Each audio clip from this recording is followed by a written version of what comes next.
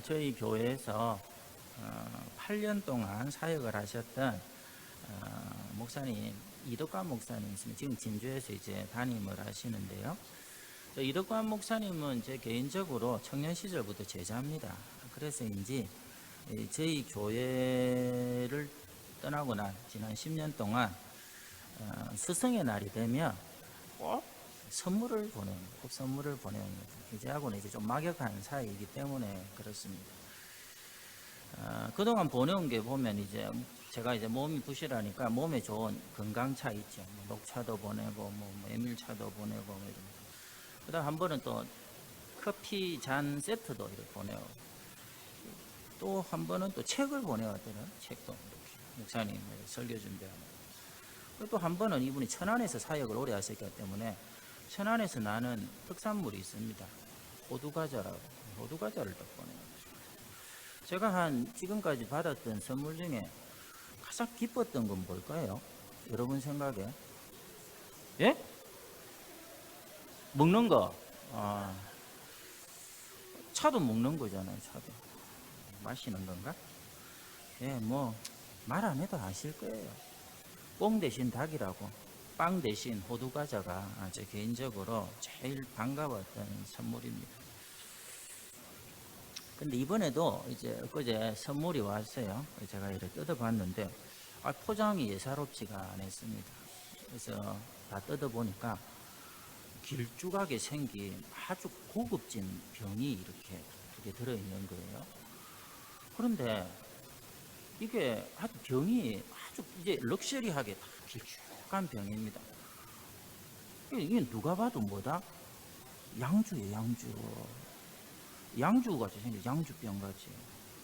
그래서 이거 아무리 그래도 설마 이게 목사가 목사한테, 그래서 설명서가 옆에 있길래 쫙 보니까 물로 된 커피였습니다. 커피. 별로 반갑진 않았습니다. 빵이면 더 좋은데. 여러분 어때요? 양주를 목사한테 선물한다. 조금 어처구니가 없다 싶겠죠? 근데 실제로 지난번 교회에서는 담임 목사님께 양주를 선물한 안수 집사님이 계셨습니다. 이분이 명절 때 목사님 찾아와 가지고 목사님 이거 굉장히 비싼 겁니다 이러면서 주고 가셨는데 목사님 안에 보니까 양주가 조금은 이제 좀 능청스러운 분이에요. 이분이 안수 집사님인데 한 달에 예배도 한 번씩 빠집니다. 왜 빠지는지 뭐 감이 오시죠? 골프 치러 가요. 그날은 골프 치러 가서 안 오니까 제가 또 부교육자고 하니까 신방을 갔습니다. 그래서 집사님 그래도 명색이 중직자인데 이렇게 얘기하니까 뭐라고 하느냐니까, 아이고 강도사님 내가 교회는 안 와도 골프장에서 성경을 늘 묵상한다면서.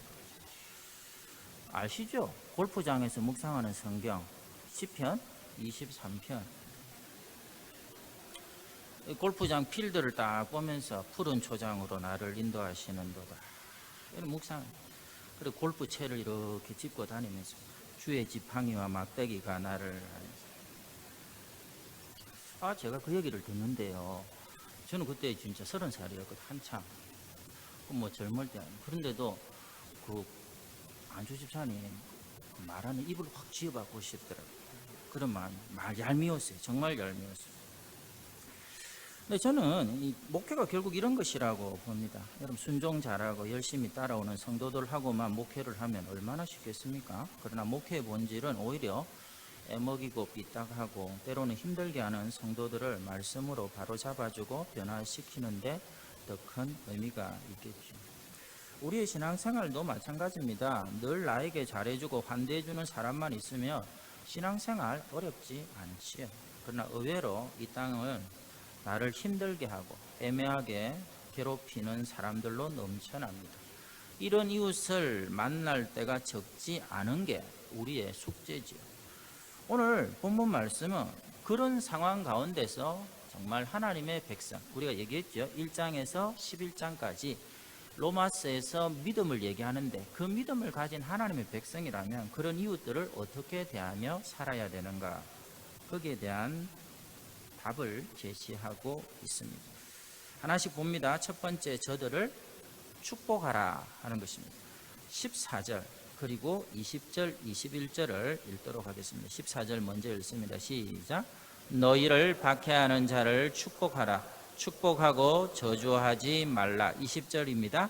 내 원수가 줄이거든 먹이고 목마르거든 마시게 하라. 그리함으로 너가 숯불을 거머리에 쌓아 놓으리라. 악에게 지지 말고 선으로 악을 이기라. 아멘. 힘든 이웃들 만날 때 성도의 자세는 그들을 위해서 기도해주고 축복해주라. 참 어려운 말씀입니다. 우리의 본성을 거스리는 도전이지요. 우리의 본능은 어떻습니까? 자신이 공격을 받았을 때에 힘이 있으면 바로 복수를 해버립니다. 강대국의 논리가 그것이죠. 자국민을 건드리면 바로 가서 보복을 합니다. 그러니까 그런 나라일수록 첨단 무기가 발달을 합니다. 반면에 힘이 없으면 어떡하죠? 복수할 능력이 안 되니까 할 수 있는 게 뭐죠? 돈이 안 드는 거, 말입니다. 말로서 계속 복수하는 거, 이걸 저주라고 합니다. 우리나라는 둘 중에 어디에 속할까요? 아직까지는 후자에 속하는 것 같습니다. 우리나라는 역사적으로 좀 당하는 쪽에 많이 그 입장을 취했죠. 항상 원통하다 그런 얘기들 많이 해요. 한민족 해석도 한이 많아서 한민족이다. 그러면서 복수할 힘이 없으면 노래를 불러서라도 한을 푼다 이렇게 얘기를 하죠. 그 때문에 남북한 이 사람들이 모여서 항상 부르는 마지막 노래가 뭡니까? 이번에도 불렀는 것 같은데 아리랑이죠. 아리랑 가사가 어떻게 되지요? 아리랑 아리랑 아라리요. 나를 버리고 가시는 님은 심리도 못 가서 발병난다. 실제 이 가사의 의미는 뭡니까? 나를 버리고 가는 그놈, 나를 짓밟고 가는 그놈, 나를 괴롭히는 그놈, 심리도 가기 전에 병나서 뒤져라. 그러니까 이 아리랑은 일종의 저주시라고 보시면 됩니다. 이 저주시입니다. 그러니까 다른 말로 하면 속마음은 뭐냐면 내가 힘이 있으면 쫓아가서 족쳐버릴 텐데 그렇게 못하는 복수심의 발로에서 나온 그런 노래가 아닐까. 혹시 민요 연구하시는 분들한테는 오해는 마시고요. 이게 한국 사람의 심리만은 아닌 것 같습니다. 모든 사람들 마음속에 자리 잡고 있는 복수심이죠. 근데 오늘 성경은 뭐라 하느냐. 이에는 이, 눈에는 눈. 이 정도는 안 되는 건 기본이고 그 사람을 이해하려고 하세요. 요 정도만 해도 부담스러운데 뭐라고 얘기하느냐니까 힘들게 하든지 핍박하든지 그 사람 축복해버리라 이렇게 얘기합니다. 이게 세상의 관점에서는 거의 혁명적인 접근입니다. 그럼에도 오늘 말씀은 하나님의 백성들은 이 세상의 방식이나 논리나 가치가 아니라 하나님 나라의 질서와 방식으로 살아가는 모습을 통해 이 땅 가운데 자녀된 삶을 증거해야 된다 하는 것입니다. 가능한 것 같습니까? 원수 같은 사람 용서하고 품는 거 가능한 것 같습니까? 오늘 목사님 말씀 들으니까 내가 한번 결심하고 이거 한번 해봐야지. 안 됩니다. 안 됩니다. 식당에서 오늘 새치기만 해도 또 열받기 시작할 수 있습니다. 방법은 앞에 11장까지 나왔다니까요. 11장까지가 뭘 얘기했죠? 믿음입니다. 믿음이 뭡니까? 내 심장을 하나님께 드리는 것이죠. 내 심장을 하나님께 드리고 나면 내 마음 안에는 그 빈 마음에 하나님 오셔서 채워주는데 그 하나님으로 충만케 되면 그 하나님이 가져오시는 천국을 현실로 느끼는 순간 원수 사랑까지도 저절로 이루어집니다. 요셉을 생각해 보십시다. 요셉은 17살에 그야말로 노예로 팔려가고 죄수로 고생을 하고 억울한 옥살이를 하게 되고 그러다가 하나님께서 총리로 높여주셨는데 웬일입니까? 23년이 지나고 난 다음에 그 자키를 인신매매에 팔아버렸던 그 원수 같은 형들이 눈앞에 있을 때 뭐라고 얘기하죠? 뭐라고 얘기합니까? 내가 하나님을 대신하리까 이렇게 얘기해요. 살려달라고 형들이 요셉한테 살려달라고 할 때 하는 말이 뭐냐 하면, 당신들이 나를 이곳에 팔았으므로 염려하지 마세요. 당신들이 나를 판 거는 맞지만 하나님은 이것을 뭘로 바꾸사? 선으로 바꾸사. 선으로 악을 이기시는 하나님이 내 안에 있는데 내가 그 하나님을 어찌 대신하겠습니까? 내가 이곳에 먼저 오므로 수많은 사람이 살아났지 않습니까? 그러니까 하나님을 실감하니까 선으로 악을 이기는 거죠.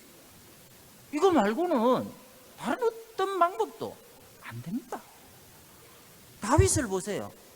명색의 장인이에요. 골리앗에서 죽어가는 이스라엘을 다 살려놨어요. 그런데도 무슨 사울은 천천만만 이 소리에 그냥 삐져고 섭섭해가지고 이 사위를 죽이려고 발버둥 치는 이 원수 같은 왕 사울이 지금 눈앞에서 자고 있어요. 동굴 안에서. 부하들이 이거 없앱시다. 이렇게 악랄한 사람이 어디 있습니까? 그때 다윗이 하는 얘기가 뭐죠? 하나님이 기름 부으셨는데 어떻게 우리가 해칠 수가 있느냐? 무슨 말입니까? 지금 이 상황 가운데서 가장 먼저 느끼는 게 하나님이 이 자리에 계시다. 이 사람을 기름 부어 세우신 하나님이 이 자리에 계신다. 정말 눈이 돌아갈 정도로 나를 힘들게 했던 그 원수를 보기 이전에 하나님을 그보다 더 앞선 현실로 그가 느끼니까 그를 용서하고 위해서 기도하는 것이죠. 그러므로 여러분, 우리의 기도에 있어서 마지막까지 가야 되는 기도의 결성 테이프는 뭡니까? 여러분이 기도가 언제쯤 끝이 나야 되죠? 내가 기도하는데 우리 애가 원하는 대로 성공을 했다. 내가 드디어 그 사고 싶은 아파트를 샀다. 내가 원하는 만큼 몸이 건강해졌다. 내가 원하는 만큼 돈이 내 잔고에, 통장에 채워졌다. 이거는 기도의 결성 테이프가 될 수가 없어요. 그거는 그야말로 시작도 아닌 것입니다. 여러분의 기도가 끝나는 꼬린 지점은 뭐냐면 원수 같은 사람을 내 속에서 용서하는 마음이 생기는 그 순간, 하나님으로 충만해져 가지고 나를 힘들게 하고 사사건건 시비를 거는 그 사람을 기도하면서 축복하는 마음이 생기는, 그게 여러분의 기도의 결성 테이프입니다. 명심하십시오. 핍박자와 그리고 마음에 들지 않는 사람과 싸우고 논쟁하는 것은 하나님의 뜻이 아닙니다. 그들을 위해서 기도할 수 있는 그 자리까지 가는 것, 이것이 바로 나 같은 것을 구원하신 하나님의 은혜 위에 살아가는 하나님의 사람들의 특징이다. 성경은 말씀합니다.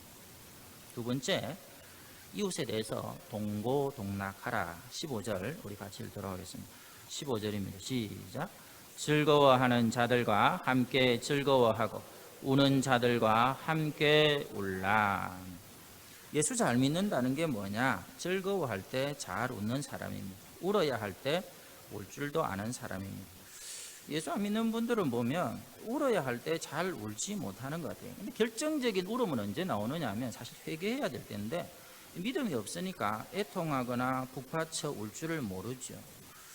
믿음이 들어가게 되면 의외로 다양한 감정을 자연스럽게 표현하며 살게 되어 있습니다.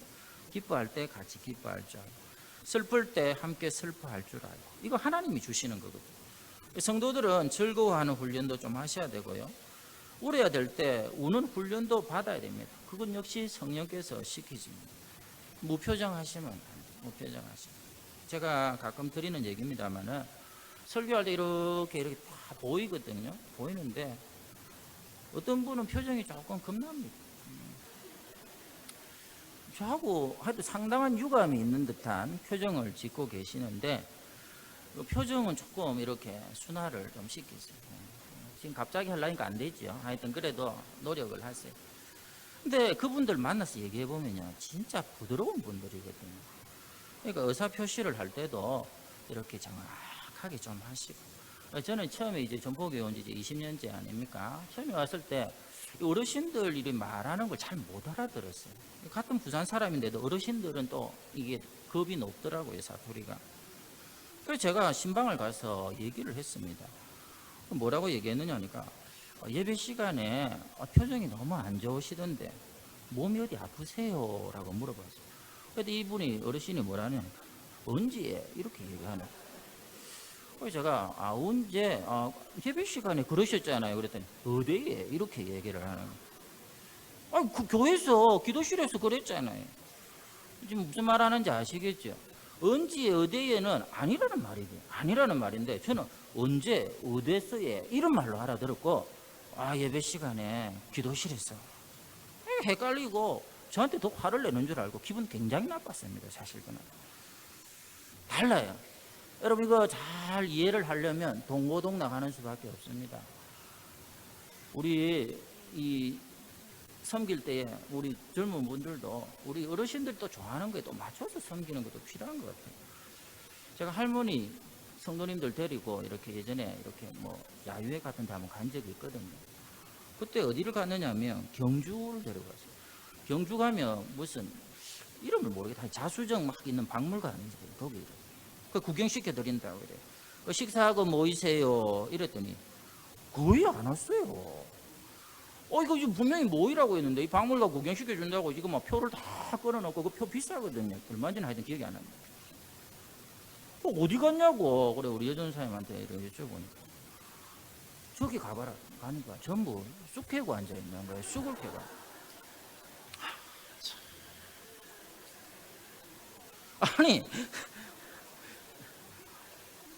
아니 제가 그랬어요.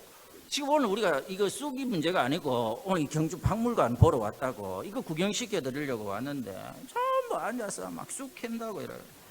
그러면서 한 분이 세 가족이니까 제가 그때 젊으니까 말을 이제 하고 싶은데 뭐라니 돈이 썩어 빠졌냐? 이게 얼마나 좋은데 뭐 그 비싼 구경 시킨다고 그러냐? 뭐 이런 식으로 얘기하면서 이 양손에 쑥을 들고 얼마나 좋아하시는지. 여러분 동고동락 하는 거는 그걸 헤아려 드리면 됩니다. 그 쑥 캐고 싶어 하면 그거 하면 돼. 집에 가서 또 쑥국도 드시고 쑥떡도 만들어 드시고. 여러분 같이 있는 게 중요한 거고요. 같이 배려하는 게 중요한 거예요. 같이 사랑하면서 섬기는 게 중요한 거예요. 저희 아버지가 살아계실 때에 저희가 잘 안 그랬는데 저희 삼남 이녀입니다. 무슨 문제가 하나 생기면서 본의 아니게 저희 삼남 이녀가 좀 옥신각신하는 일이 생겼어요. 그래서 제가 저희 아버지한테 한번 전화를 드렸습니다. 이상하게 형님들하고 누나하고 지금 조금 불편해졌는데 아버님이라고 전화를 드리니까 저희 아버지가 그때 했던 말을 지금도 기억합니다. 뭐라고 하시느냐 하니까 종수라 내가 이제 70 중반인데 살면 얼마나 살겠노? 너희들이 그런다는 게 너무 마음이 아프구나. 근데 내가 앞으로 얼마를 더 살든지 다른 건 없다. 너희 삼남 이녀가 그냥 서로 의지하고 사랑하고 서로 때문에 힘을 내는 걸 보면 내 남은 평생에 그게 최고의 행복이다. 여러분 하나님 아버지의 마음이 똑같습니다. 제 생각에는 이번 장례 때 보인 우리 성도들의 섬김을 하나님이 기뻐하셔서 그렇다. 제가 전포교회 와서 200번이 넘는 집례를 했습니다. 200번의 장례를 집례했지만 이번처럼 유가족이 딱 한 명인 경우는 처음이었어요. 유가족들이 많을 때는 수십 명 있는 그런 장례도 있었어요. 근데 이번에는 미망인인 집사님 한 분 말고는 아무도 없어요. 여러분 가보셔서 알잖아요. 조문하는 사람 아무도 없어요. 그런데 입관 예배 드리러 가는데 세상에 우리 성도들이 그 몸이 불편했던 우리 집사님 네 분이었기 때문에 사실은 이제 제가 좀 많이 가실까 하는 우려도 있었거든요. 70명 장례식장을 꽉 채우면서 예배하는데 참 영광이 있더라고요. 그것도 모자라서 원래 입관 예배 그렇게 오면 제가 지금까지 루틴하게 본 결과는 발인 예배 때는 또 안 와요. 안 오고 보통은 70명 갔으면 발인 예배 때는 10명 이하로 팍 줍니다. 왜냐하면 얼굴 한번 내밀었기 때문에 잘 안 가는데 이번에도 좀 그러지 않을까 싶었는데요. 40년, 심지어 그 가까이에서 손주 보다가 뛰어오는 집사님부터 시작해가지고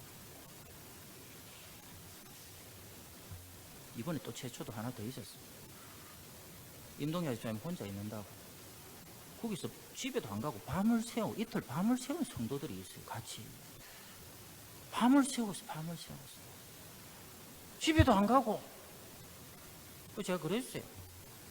앞으로는 그러지 마. 왜냐하면 그분들 안 오니까 새벽기도 숫자가 팍 주는 거예요.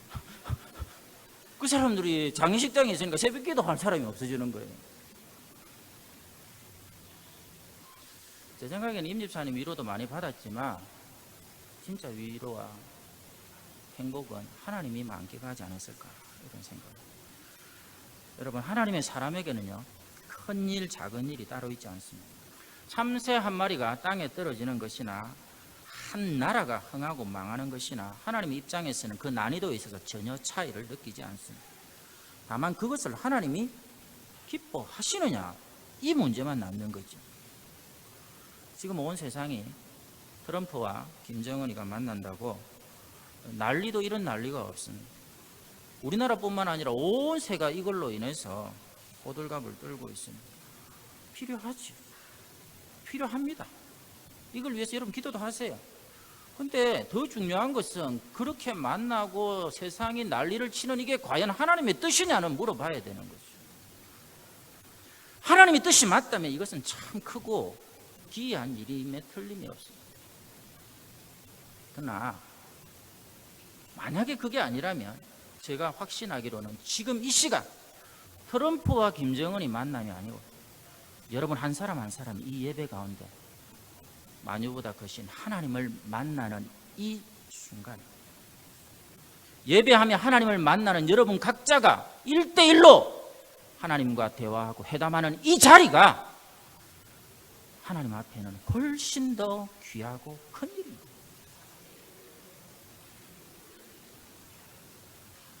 제가 한 번 더 얘기를 합니다. 이건 100번을 해도.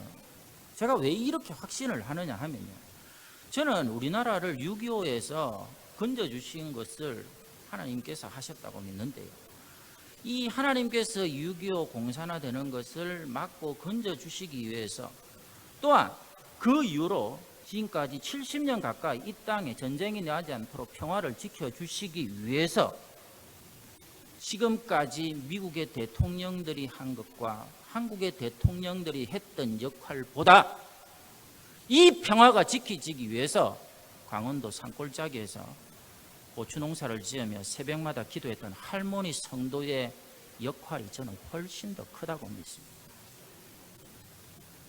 그런 점에서 여러분, 사랑은 뭐냐 하면 다른 사람이 진정 잘 되기를 바라는 것입니다. 그게 정입니다. 그런데 진정 잘 된다 할 때에 그 진정 잘 되는 것의 가장 중요한 부분은 하나님을 알게 되는 것입니다.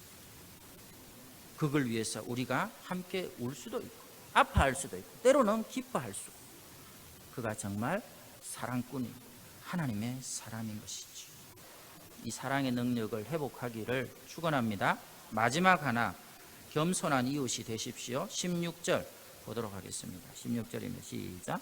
서로 마음을 같이하며 높은 데 마음을 두지 말고 도리어 낮은 데 처하며 스스로 지혜 있는 채 하지 말라. 쉽게 말해 잘난 체 하지 말고 겸손하라 하는 것입니다. 신불신을 막론하고 사람에게는 그런 본성이 있습니다. 어시되고 하고 싶어하는 본성이 있습니다. 그리고 남이 나를 짓밟는다 하는 느낌을 받으면 못 견디는 본성 또한 있습니다. 그래서 제 경험상인데요, 진짜 겸손한 사람은 잘난 체 하는 사람 앞에서 흥분하거나 상처를 받지 않는 사람입니다. 여기 중요한 이거 여러분, 이게 어떻게 보면 이 내용입니다. 그러니까 잘난 체 하는 사람 앞에서 흥분하거나 그 사람 앞에서 상처를 받지 않은 사람이 진짜 겸손한 사람입니다. 왜 그런 거 아닐까요?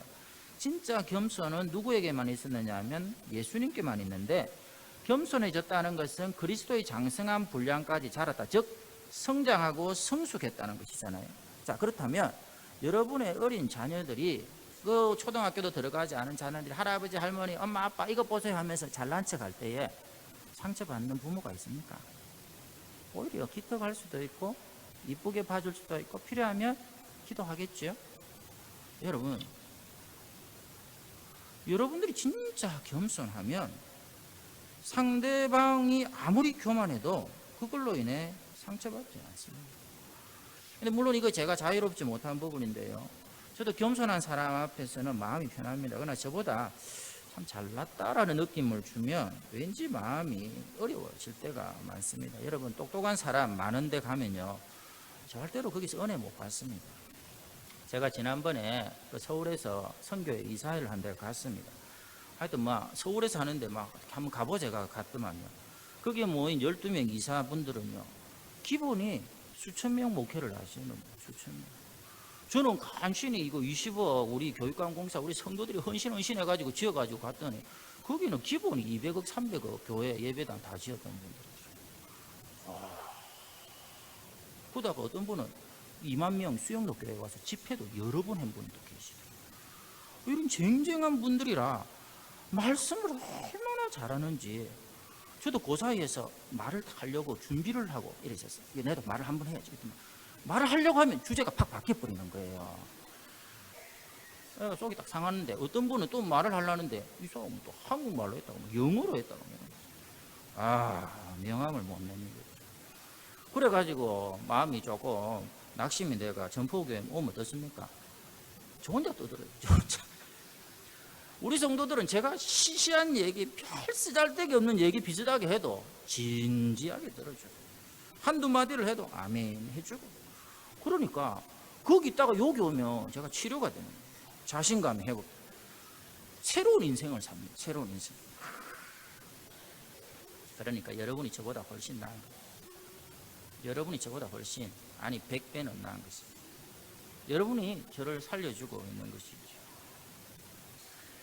저는 목사지만 하나님 앞에서 제 자신이 겸손한 이웃이 되기에는 아직 멀었다, 이렇게 고백해야 됩니다.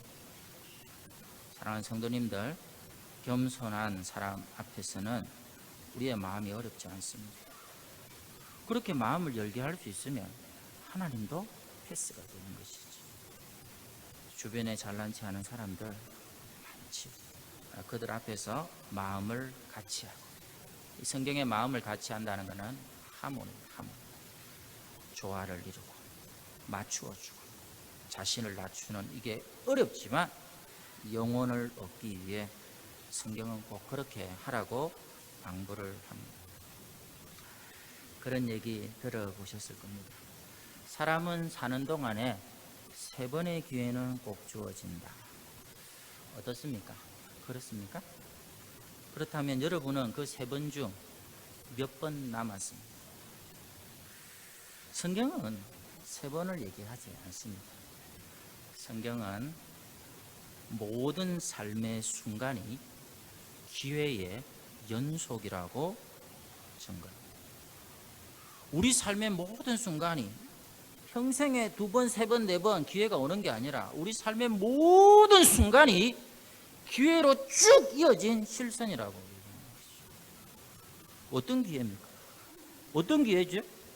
이 세상에서 최고의 인생을 살 수 있는 기회입니다. 아니 목사님, 최고가 되려면 뭐가 계기가 있어야죠. 고시를 패스하든지 삼성 같은 기업에 취직을 하든지 아니면 명문가의 며느리를 맞이하든지, 그것도 아니면 로또라도 2등 3등이라도 당첨이 되든지. 그렇지 않습니다. 그렇지 않습니다. 사람들이 생각하는 그 최고를 이미 다 경험했던 사람이 사도 바울입니다. 그런데 오히려 그에게 최고는 뭐냐 하면 돈과 권력을 움켜쥐고 있는 베스도 총독과 아그리빠 왕 앞에서 뭐라고 얘기하느냐 하니까, 지금 이 시간 여러분의 최고의 선택은 나와 같이 되는 것이죠. 심지어 세상적으로는 손이 묶여있는 죄수의 신분이지만 나는 당신들보다 훨씬 더 감격하고 감사하고 행복한 삶을 이미 누리고 있기 때문에 지금 이 순간이 당신들에게는 나와 같이 주님으로 만족하고 나아가서 18절에 나와 있지요. 모든 사람과 더불어 화목하며 기뻐하며 살 수 있는 최고의 삶을 살 수 있는 기회라고 도전하고 설득하고 있더라는 것입니다. 여러분, 인간의 모든 불행은 관계에 끼어지면서 오는 것입니다. 그렇다면 반대로 하나님과 화목하고 모든 사람과 더불어 화목하며 사는 것보다 더 복된 인생은 없는 것이죠. 지난 금요일 윤학수 집사님 장례를 마쳤습니다.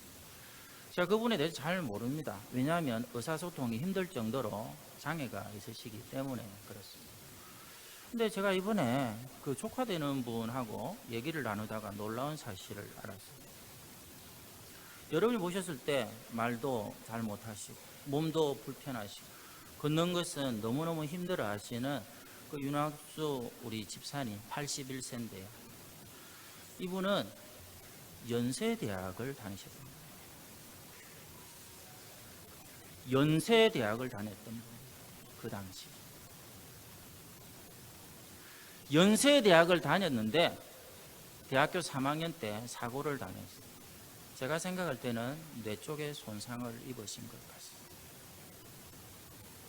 그래서 그 이후로 60년 동안을 조금씩 몸이 나빠지다가 지금과 같이 여러분이 보셨던 그런 안타까운 삶을 사는 것처럼 보였죠.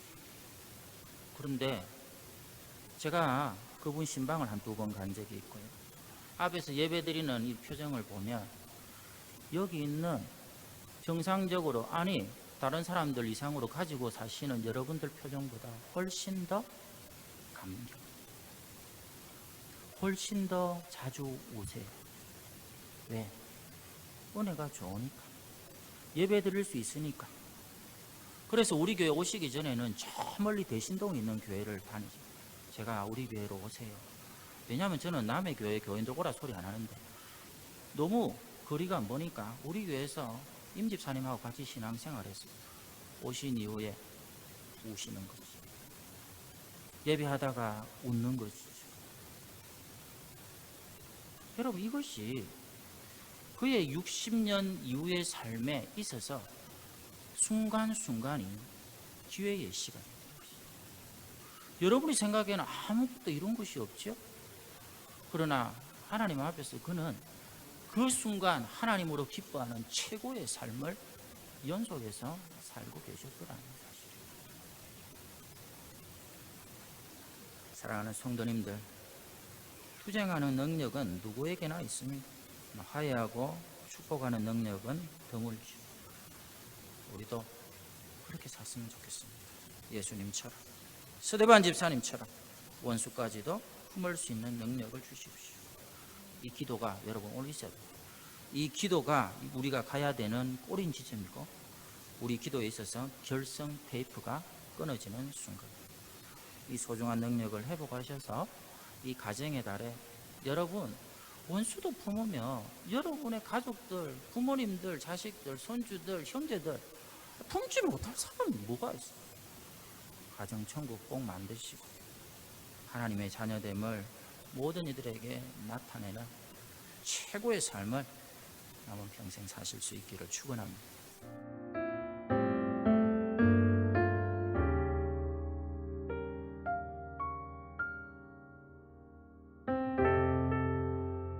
주님, 우리는 지금 평범한 일상이 다시 오기를 간구합니다. 매일매일의 일상이 가장 큰 축복임을 이제라도 알게 하시니 감사합니다. 그동안 주님이 주신 행복을 곁에 놔두고 행운을 찾아 헤맸던 죄를 용서하시며 무엇이 가장 소중한 축복인지 깨닫게 하여 주십시오. 주님, 한국인의 입국을 막는 나라가 80개국이 넘었습니다.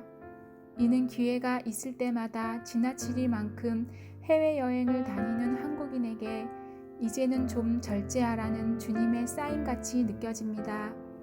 남들과 관계없이 나만 즐기면 된다는 우리의 이기적인 마음들을 바꿔주시고 어려운 이웃에 대한 공감과 나에 대한 절제가 우리의 삶에서 나타나고 드러나게 하여 주십시오.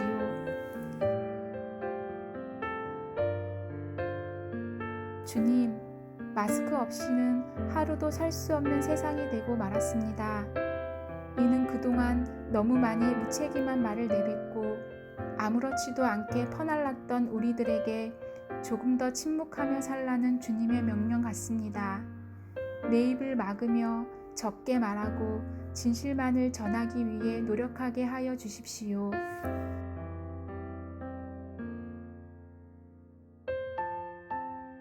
주님, 모이는 교회를 막으시는 것은 그동안 한국교회가 세상 속에서 빛과 소금의 역할을 전혀 감당하지 못한 채 자기들끼리 모이는 일에만 힘쓴 것에 대한 벌처럼 느껴집니다. 우리의 믿음의 현장이 교회가 아닌 세상임을 알려주시는 주님의 교훈이 분명한 것 같습니다. 교회보다 교회 밖에서 더 빛나는 그리스도인이 되도록 우리가 모두 다시 노력하게 하여 주십시오.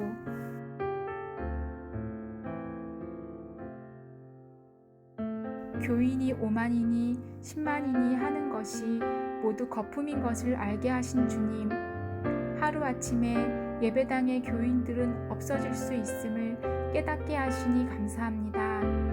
우리의 관심이 교인의 수에만 있고 교회의 자랑이 그 크기에만 있었다면 이제 그 마음을 돌이켜 참된 자랑이 무엇인지를 생각하게 하여 주십시오. 나의 자랑이 천박한 교회 크기가 되지 않게 하시고 내 기도의 간구가 경쟁에서의 승리가 되지 않게 하여 주십시오. 오직 존귀한 그리스도 예수만이 우리의 자랑이 되게 하여 주십시오.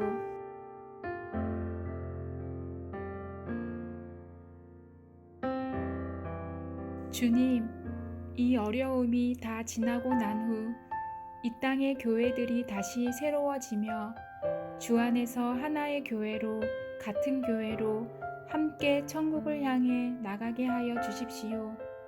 주님이 가르쳐 주신 기도와 같이 거룩한 전포교회가 되게 하여 주십시오.